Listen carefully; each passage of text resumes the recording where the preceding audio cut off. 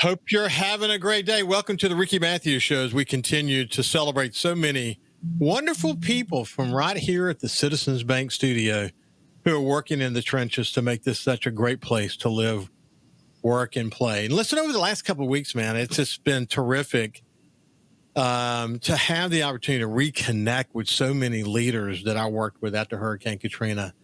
And as we, barrel toward the anniversary of Katrina. And I often say, for regular listeners, I say this regularly, we're not celebrating the 20th anniversary of Katrina. What we're celebrating is the incredible renewal and recovery from Katrina. And it's amazing that it's been 20 years. And there's so many lessons that we learned. And I guess one of my biggest concerns, and you've heard me say it many times on the show, is that, there are a lot of new leaders at the table today that weren't here. They weren't old enough at the moment of Katrina's aftermath to have learned so many powerful lessons about coming together and leadership. There are new people to the community, people who weren't here after that time and have only heard about it. We're lucky, though, that we still have a lot of leaders that were here in the aftermath and their lives were transformed. They've become better people, better leaders, in so many different respects. For many of you listening to this show, Katrina, for all of us, was a life-changing moment. And the aftermath was difficult, but it was also inspiring. And so, we've been doing a lot of reflecting, and we'll probably do a little bit of that today as well. So, but anyway, before we continue any further, I want to go ahead and bring my guest into the conversation today, the Superintendent of Gulfport School System, Glen. He hasn't been on the show in a while, but somebody who's been on the show a bunch of times. He's been a leader in the Gulfport School System for 2 decades now. And you think about, what he's done to build one of Mississippi's top districts. There's always a lot to learn from Glen and his innovation and his team. It's always love visiting with him. Without any further ado, let me welcome Glen back to the Ricky Matthews Show. How you doing, my friend? Doing well, Ricky. Glad to be back. It's good to see you. So, yeah, it's good to see you, too. So, yeah, you heard me say that about the aftermath to Hurricane Katrina. But it's amazing, isn't it, that it was 20 years ago? 20 years ago. Remember now, I took over in January of 2005, and Katrina hit in August of 2005. So I was trial by fire right there, my friend. What when you look back, I mean, how do you reflect about it? So like you in your opening remarks, it's not a celebration coming up. It is a way to us to really measure our resilience back in that day and how we have grown from and what we have learned from that. I will tell you, I'll never forget the day over in the Biloxi Public School auditorium. And Paul Tisdale and I, superintendent of Biloxi at that time, we said, look, we're going to open schools. We have to have a place for our students to come to so their parents can get back to the work of building our community. And we set the goal of 26 days, my friend. And if you recall, all 11 of us were back open in 26 days after Hurricane Katrina. Powerful moment for us all. Yeah, I remember, listen, I hosted a meeting of leaders less than a week after the storm at the Sun Herald and Haley Barber. And it was so interesting. He knew then, and he stayed focused on it throughout the recovery effort, that there were really important things we needed to do really rapidly. I mean, we had to clear the debris, and we had to have a plan going forward, and we had to be able to substantively be able to talk in a bipartisan way in Washington about what our needs are going to be. All those things were true. But one of the things he kept saying, every speech he gave, every time he was around leaders of any form, and I'm sure you heard this more times than I did, that number one, we got to get people their jobs back. That's so important, because if they don't feel like they can get their job back, they're going to leave. And the casino industry, we've got to work hard to get them back opened again. And the whole inland gaming conversation and the special sessions and all of those things. We got to get their kids a school to go to. And that means there's going to be a lot of temporary locations even. But we are going to focus on getting people their jobs back and getting their schools back. And simultaneously, we'll be working on temporary housing and all of that for the 60,000 homes that were destroyed. And of the 150,000 that were damaged, some of those weren't even inhabitable.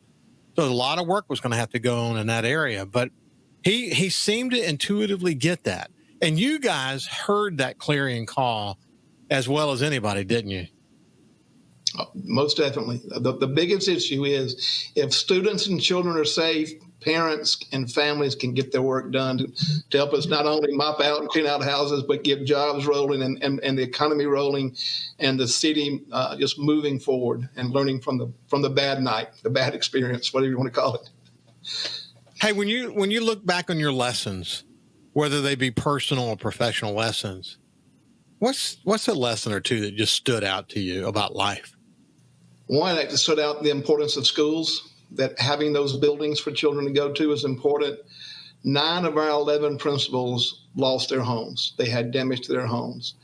And the biggest personal lesson for me is how we all came together, not just in education, but across the city of Gulfport, worked together, helping each other to recover. And it was those 18 and 20-hour days we put in, 4 hours of sleep and getting back to it. Just that resiliency, the fact that nobody was going to let this Mother Nature event beat us down and us not be able to continue what we know is a great place to live and rear our children. It's interesting you mentioned that number 9 of 11. Because I say that phrase a lot because in my family, 9 of 11 homes were lost, and so y'all just never forget that those numbers.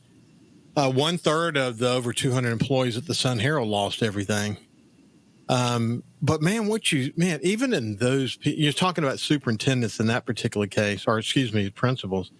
You think about watching them overcome so much personal and professional challenge, digging deep and still inspiring and doing what needed to be. Man, what a lesson about the human spirit and our capacity to rise in incredibly challenging circumstances. That was inspiring, wasn't it?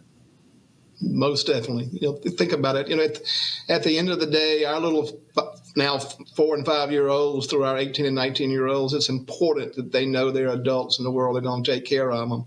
And in that moment in time, you had adults that were down, hurting, but they still stood up to take care of the kids. Almost brings tears to my eyes when I think about all the work that group of principals did to get schools open, to give comfort to teachers who had lost their homes, to students who had lost their homes, and yet they were going home every evening too and mucking out their house or working with the contractor, whatever the case may be. It's just a true testament to the whole, I'm going to say region, and I can really speak for the Gulfport School District and what we were able to do as a team. Yeah, I have been working on a book called Finding Hope, and it was inspired by Katrina, but actually more than that. And that's, to me, what you're talking about. What we're talking about now is one of the most powerful lessons. What it is, we move kind of fast through life and we don't stop long enough to see the essence of others. And Katrina taught us to pause. And I said in my book that I remember literally pausing and looking around me and just seeing people that in some cases maybe I hadn't noticed before in the community or maybe even inside my company, and thinking to myself, man, I'm never going to do that again. I'm never going to overlook them again. I'm never going to speed through life so rapidly that I miss the essence of others. But that was a gift, man. As hard as it was, there were gifts galore, weren't there? Most definitely. Most definitely. Physical gifts, it really don't matter today, but the emotional gifts, the future look, those kind of things were just wonderful opportunities in the wake of a truly difficult moment in time. Listen, we'll come back to specifics within the school system, but as I mentioned, you're one of Mississippi's top districts, and after, as we said, two decades, obviously literally defined by Hurricane Katrina, which is quite amazing to me. What keeps you passionate? Ricky, I get to come to work every day, and I will tell you, we've always been asking people to have interns come into their businesses. Well, my intern for this year showed up yesterday. And so to know that young lady who is a senior this year is part of this growth in the district and she's able to see what I do and go out in classes, that's what keeps me driven. I mean, and when I have a bad day, when things are not looking well, the best thing you can do is go sit in a pre-K or kindergarten classroom and see what they start off as, and then go to a senior English class and see where they end up. And the power, the passion of our teachers, the hard work of our students to go all over this country to college or to the workplace, those are just things that keep me driven. And again, I get to come to work every day. I get to come and see teachers teach and children grow up, and a lot of them stay in our community and then also across our country. It's just wonderful. That's cool. It's cool. I mean, I bet if you could, it's like a snowball over the years, watching people go off and become amazing successes in their lives and contribute back to society in unique ways. That's gotta be super fulfilling. Hey, when we come back, we'll get into some specifics with the Gulfport school system these days. They've done a lot of innovative things. We'll kind of get an update on what some of those things are and how is it going. We'll see you after this break. Welcome back to the Ricky Matthews Show from the Citizens Bank studio. We're having the opportunity to visit with an old friend of the show, someone who's been on the show for really the entire history of this show. It's been a while. We were looking back a little too long since he was on last. But it's Glen East, who's the superintendent of the Gulfport school system. And I enjoyed Glen reflecting a little bit about Hurricane Katrina. And what I want to do now is kind of shift gears. I think if you think about the Gulfport school system being one of Mississippi's top districts, and then you think about the academic excellence that is required, the innovation, the innovative approaches that are required, not just the scheduling with your intercessions, but also with the work that you're doing in workforce development, and who knows, maybe there's some new things you want to talk about as well. But it's been, you got to stay on the cutting edge, don't you? You really do. As we have design programs, and it's just fun to watch other school districts pick up those programs, begin to operate them. Quite frankly, probably ended up doing a better job than we did initially on some of those things. So you're learning from them as well, coming back. It's like at the break when I was talking about the intern that I've got. Think about the power of a senior being able to go and just sit with a CEO or a school district superintendent or a manager of a bank, and just learn what it took for that individual to get there, and then what that individual does during the course of the day. The small detail work to the big idea work, all of those things have really come to fruition, and we just continue to expand that concept of creating a stronger workforce for the Gulf Coast and for the state of Mississippi and the country. Cool stuff. Listen, it doesn't matter who I talk to. It could be the Lieutenant Governor, Speaker of the House, or through people like Bill Cork, who's head of the Mississippi Development Authority, legislators. I had a terrific visit with Mary Mary Graham, of course, from Gulf Coast Community College in the last couple of weeks. It doesn't matter who I talk to, but I think one of the things, I think everybody massively agrees that the way Mississippi improves itself, the way if you're talking about taking a tide, making it go up and raising that tide, it's in education. And, and oftentimes, Glen, it's not traditional education. It's going to be workforce development and those things. And the way we've been innovative in that regard, helping kids even in high school at a very young age, begin to recognize that their career fields may not necessarily be four-year university. It might be in this direction. Over 50% of the students at Mississippi Gulf Coast Community College are in non-traditional education today. But you think about the needs of Ingalls and Bollinger and what's going on at Stennis and the rise of AI and the way Gulf Coast Community College through their AI program is leading in this state around hatch education to advanced artificial intelligence and where we're headed and this impact on businesses and job development and all that. We're kind of integrated in that way, aren't we? We are. And you mentioned Mary Graham, you mentioned Mississippi Gulf Coast Community College. Remember, our conversation 8 years ago was about we're going to have kids graduating with a associate's degree from Gulf Coast 2 weeks before they graduate with a high school diploma. She and I were talking the other day. I think there's like 3,000 kids in the Mississippi Gulf Coast Community College District that are in that junior-senior program of earning an associate's degree. Many of those go off to college, And then the other half, so to speak, may go off to the workplace or a trade that we need to make sure on the Gulf Coast we can sustain and be successful. And again, all of our conversations before, it's a partnership. Gulfport just kind of takes the lead and takes the lumps and the bumps sometime, and then folks come in and pull it together, and we come out with a good product for all of our kids across the Gulf Coast and the state. Back to the intercession conversation, being able to have students who are struggling a little bit, being able to keep them for 4 or 5 days in a smaller situation, learning the camps we can run, all things that help us out. Teachers being able to get a little breather there towards, at the middle of a 9 weeks or a semester, and then come back just as charged as they are on the first day of school. All of these things that we've run, these pilot programs we've run, and then the positivity that comes from those just because we took a leap and said this is what's best for kids and for our state. So it's just fun every day. Academically, we're still growing. Ricky, I will tell you that we've got to work on proficiency, especially in that reading world. In Gulfport this past couple of years, we've really been battling making sure students can sustain a grade level reading group. We've had a lot of kids move into this Gulf Coast from all over the country, and fortunately, the 11 of us are pretty strong down here in school districts, but we're having to catch some students up tremendously. So that's kind of showing up in our accountability and so on and so forth too. So moving forward, it may not be as innovative as those things are, but it's going to be more grassroots. So let's make sure these folks can read and be able to survive in the job when they get them. So that's kind of our old-fashioned focus in an innovative world that we're in right now, so to speak. Yeah, I mean, listen, I can't agree. My daughter's a teacher, an elementary school teacher, and I watch her dedication. I watch what she's willing to do at the student level.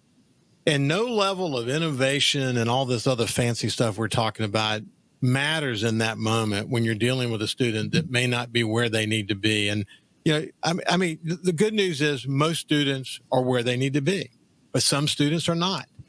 And she always wonders, how did they get here? How did that student get to my class with these particular deficiencies? And then she's not going to let them go to the next step without addressing it. She's really focused on that. But I think about the passion it requires on a student level. I mean, that's where you're talking about the grassroots, just the hardcore teaching. It still has to take place, doesn't it? And frankly, there's nothing that's going to replace that. AI is a good tool we've been learning to deal with. The TI-30 calculator 40 years ago was a good tool. But at the end of the day, that hardcore, I call it teacher heart, to understand that I have got to make sure that the students that I have for this year are going to grow to a point they can be successful, so that at the end of the year, I can look a parent in the face and say, your child is ready for the next grade. Here's some weaknesses to work on. Here's some strengths. Build on those. But it is truly the teacher heart that makes it successful. They don't need me running around here for sure. There are many days I wish I was teaching fourth grade like I started off doing, where you're really there with 24 kids and you're making a difference and seeing the light bulbs turn on almost daily. Now, my role and my age is when you walk through Rouse's or wherever you are in the community and they say, hey, Mr. East, you were my fourth grade teacher and you gave me an F in mathematics, And so, and I remind them I didn't give it to you. You earned it. But then look, you also got through there in a productive member of society today. So it is. It's back to that teacher heart, Ricky. It really is. And that's why we do the business. We are here. Every one of us in the Gulfport School District is here to create a good generation coming after us that can read and write, be productive members of society, adjust to the problems we don't even know exist yet. So when you say that, I sense a bit of concern around the reading proficiency. Does this come out in the standardized testing that you're doing, or how is it revealing itself? It does. It's coming not just in the standardized testing. It's just in the classroom as children, the whole idea of beginning the pre-K programs we have are all to combat that piece. And so, yes, we've noticed over the last couple of years, and again, the Gulf Coast, people move in and move out so much. And so I'm reasonably comfortable in saying that if you start kindergarten in Gulfport, we're going to have you where you basically need to be all the way through.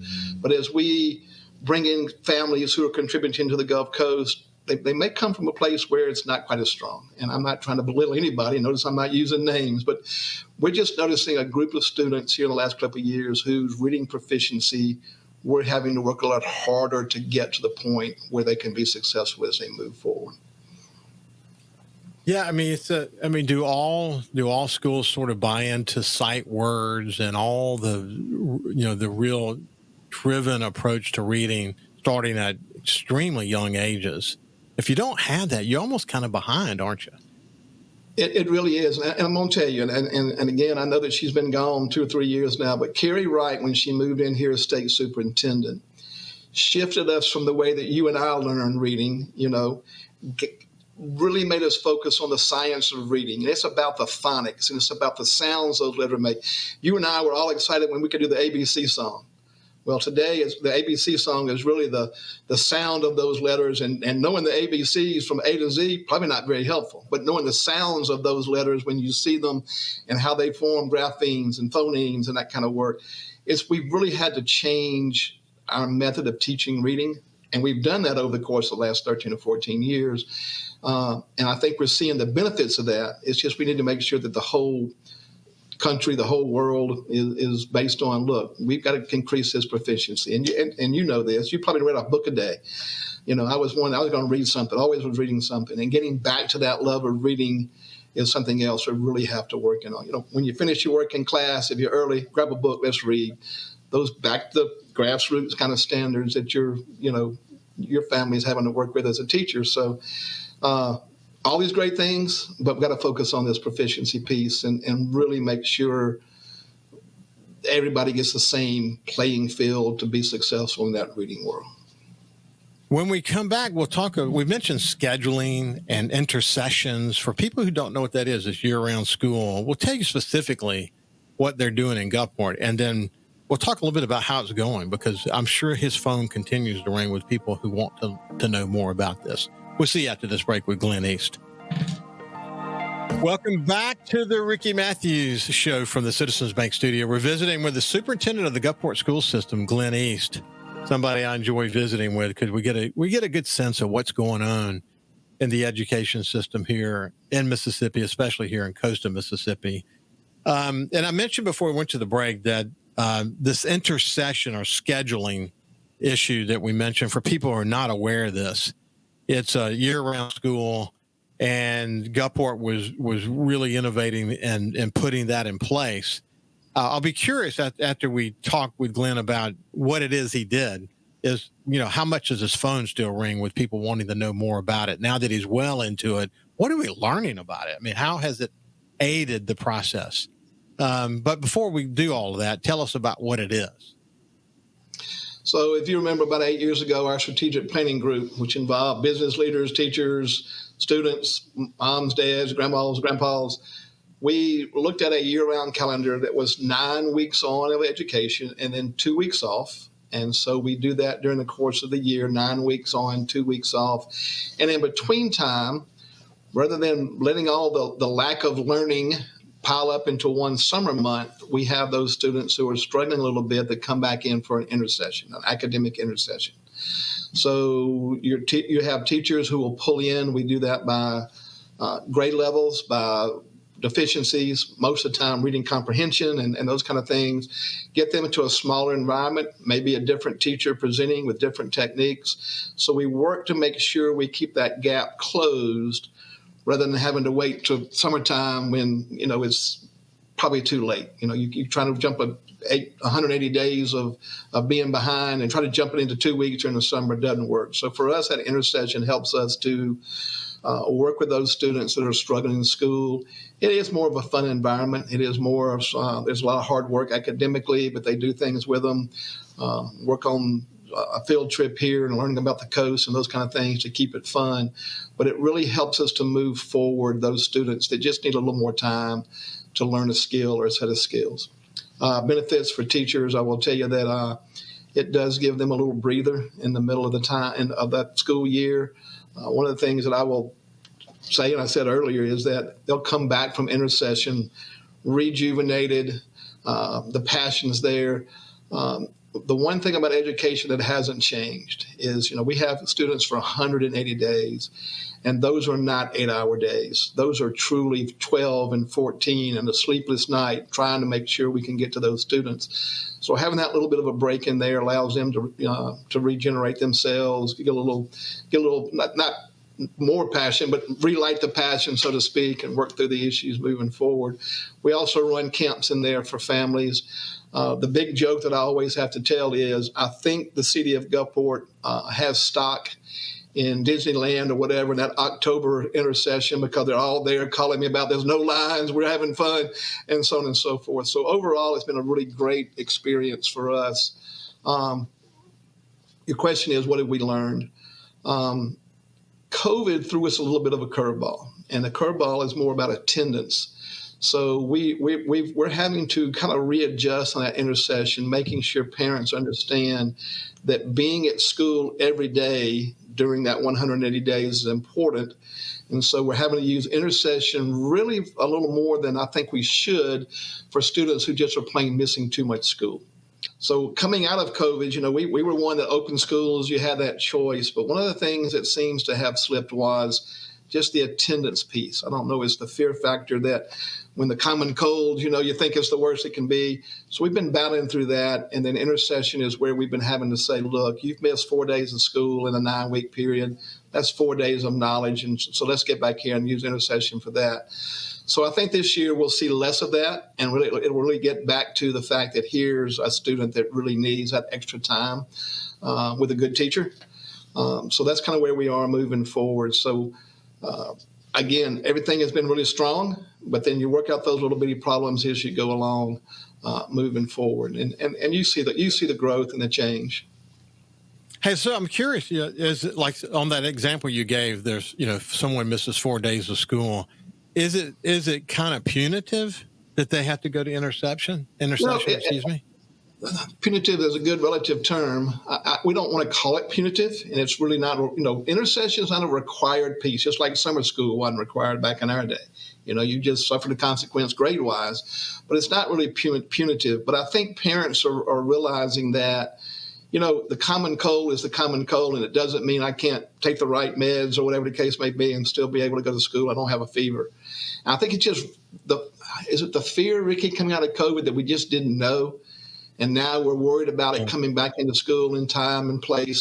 And quite frankly, there's more of that homework balance piece I think is important in the same aspect. So I think that parents are just making a choice to say, okay, little Glen's sick today. I'm not going to force him. Whereas your mom and my mom probably said, get out the door and let's go.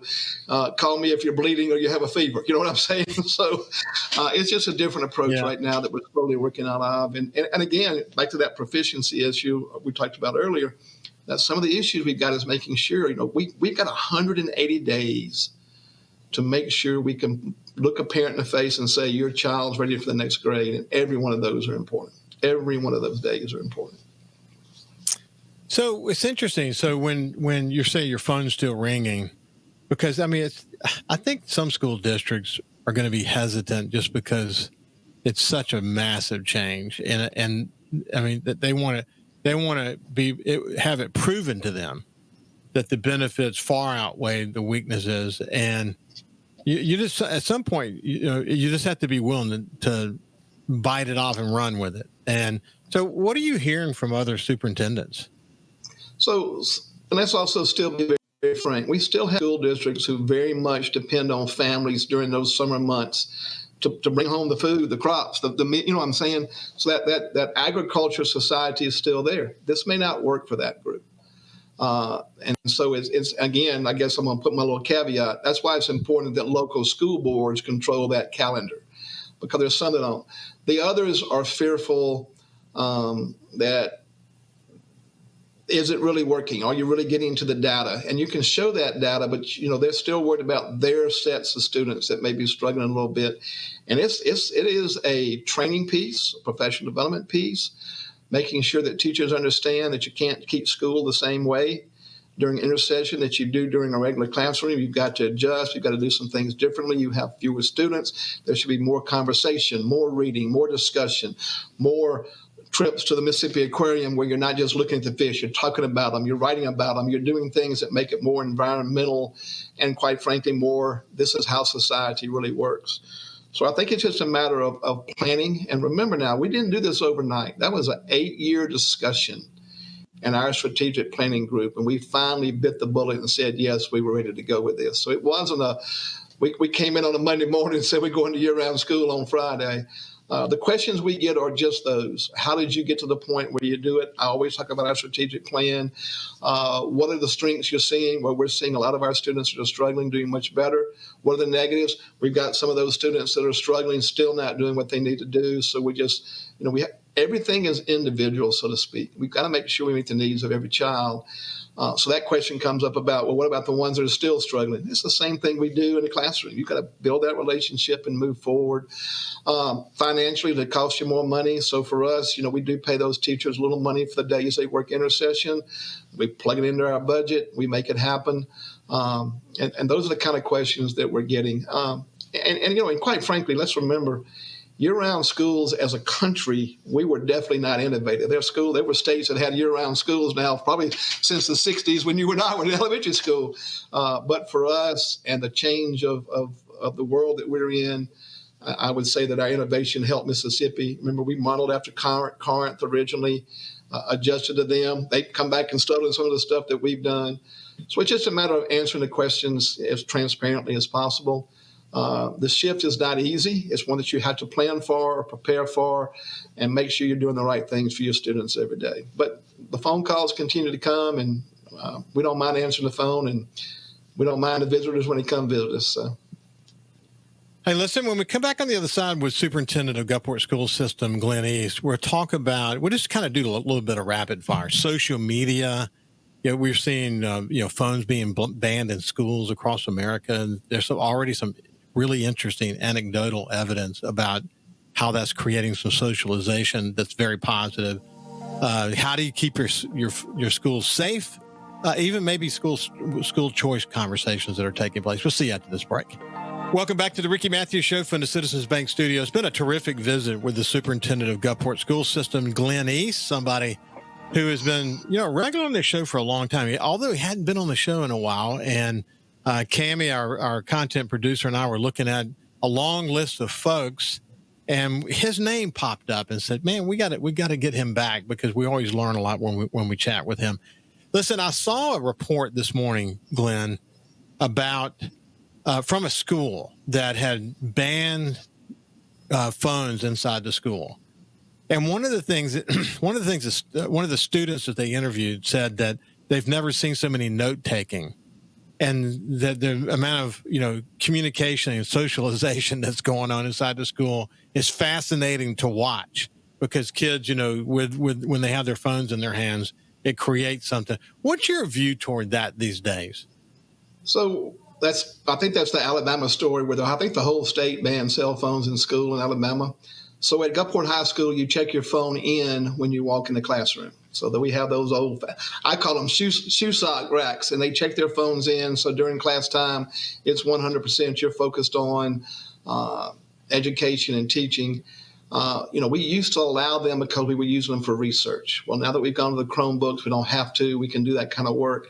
I was telling one of our board members earlier, we're seeing more student engagement in the classroom without them. We're seeing more participation without them. Note taking, I don't think was a problem in the past, but I think we're going to be doing all right in that world as well.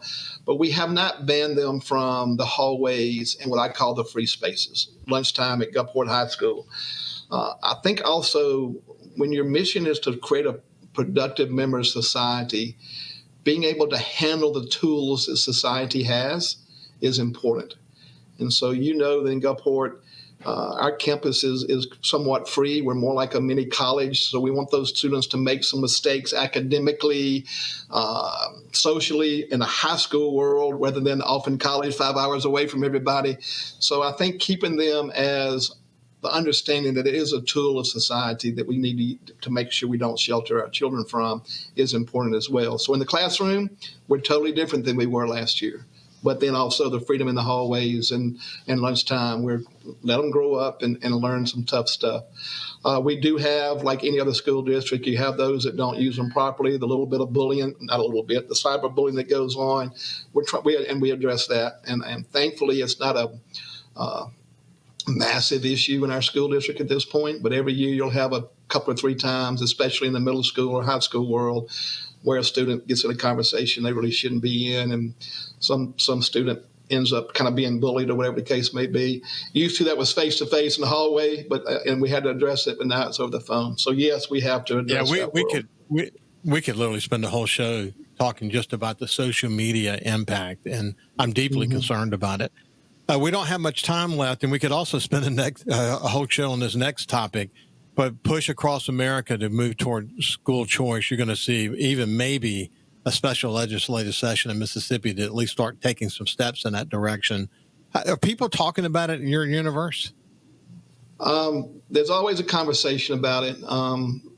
Right now, I think in across the Gulf Coast, you have a choice. There's 11 school districts across the coast. And when you move here, you've got a choice. The issue that I have with school choice is that let's make sure that if we're going to allow choice, that everybody is held to the same standards at the end of the day. So that if in school choice you want to go to a school, let's say parochial or public or whatever, you still have to have the same assessment requirements, the same rules that you have to follow to prove that that school is A, B, C, D, or F. You know what I'm saying? But at the end of the day, I'm can't support it without that piece for sure, that everybody is playing by the same rules. And also, you can't allow school choice to have students abandon the public school system and leave a community with nothing, and then not continue to support that public school at the same level. You know, you've got students that we have to be able to educate. So I don't think it's a free ride to go somewhere else and abandon the whole world of what we believe public education is. Hey, so again, we'll spend a lot of time talking about that.